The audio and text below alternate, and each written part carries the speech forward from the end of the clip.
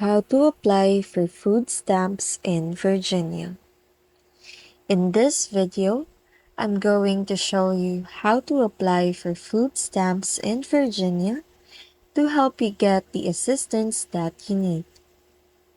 To apply, visit the Virginia Department of Social Services website and create an account on the Common Help portal. Complete the application with the information about your household size, income, and as well as expenses. You can apply online, by mail, or in person at your local Department of Social Services office. After submitting your application, an interview may be required to determine eligibility.